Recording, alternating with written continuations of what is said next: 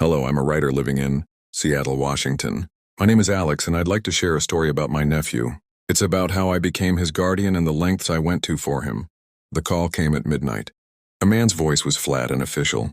Your nephew was found abandoned. Mountain road near the cliffs. The words pressed against my skull like ice water. I didn't ask any questions. I just drove. The night air was thin and sharp with my headlights, cutting through the dark as if the world had narrowed to a tunnel. They found him crouched near a roadside ditch, a shadow in torn clothes.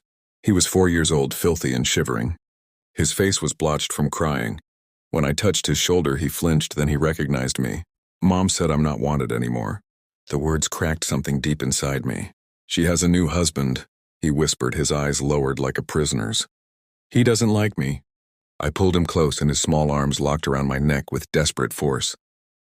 On the drive home, he fell asleep. I watched the dark road swallow the last of the night and decided he would never go back. Not to her, not to them. 12 years passed. That's how long it took her to knock on my door again. She wore a perfume that didn't belong in this house, and her hair was styled like someone who had money to waste. I've come for my son, she said. Not your nephew, not the boy you raised, her son. Behind me, he stood at the edge of the hallway. Taller now, stronger, but I saw the way his hands tightened into fists in his pockets. You left him, I said.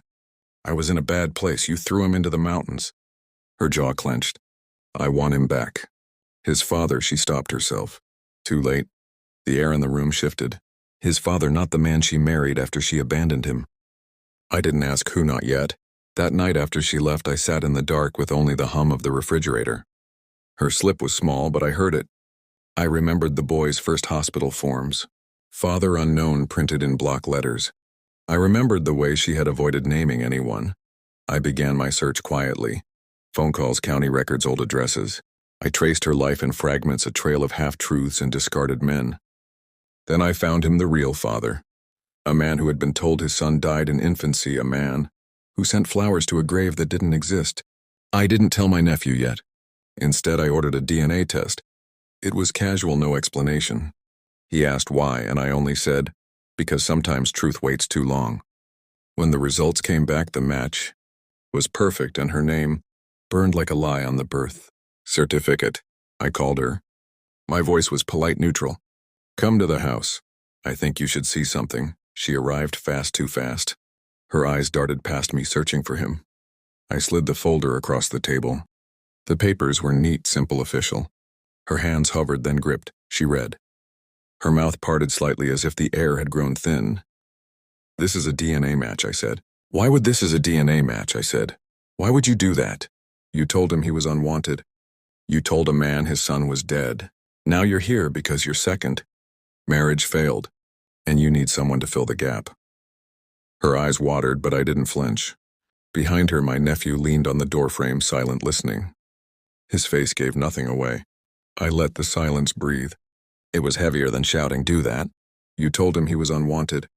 You told a man his son was dead. Now you're here because you're second.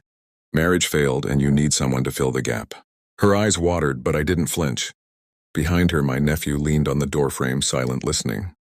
His face gave nothing away. I let the silence breathe. It was heavier than shouting.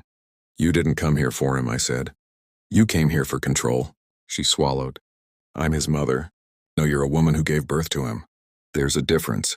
I stood, walked to the kitchen counter, and picked up the envelope I had prepared. Inside were photographs of him at birthdays. Graduations, track meets, every moment she'd missed. I handed them to her. She flipped through them, each picture a wound. This is what love looks like, I said. You wouldn't recognize it. Her lip trembled. She tried to speak, but my nephew stepped forward. His voice was steady. I have a father now, he said. And it's not you. She left with the photographs clutched to her chest, like they might still save her. We didn't watch her go. The house felt quieter afterward, lighter. He sat across from me. His shoulders relaxed in a way I'd never seen before. You're free of her, I said. He nodded. No tears, no lingering questions, just the calm that comes when a door finally closes. Thought about the first night. I found him in the mountains, the way his arms had clung to me. I remembered promising myself he would never feel unwanted again, and I had kept it. The past had teeth, but it no longer bit. She would wake tomorrow knowing the truth. Didn't just catch her, it left her with nothing. We went on with our evening dinner small talk, and when I turned off the light, I knew I would never think of her again. She had given me a reason to hate her. I had given her a reason to remember me forever. Don't miss out. Every day we uncover the most shocking, emotional, and dramatic Reddit relationship stories. If you love twists, heartbreaks, and unforgettable love tales, this is the place for you. Hit that subscribe button now and join the Home Exposed family, because every story deserves to be heard.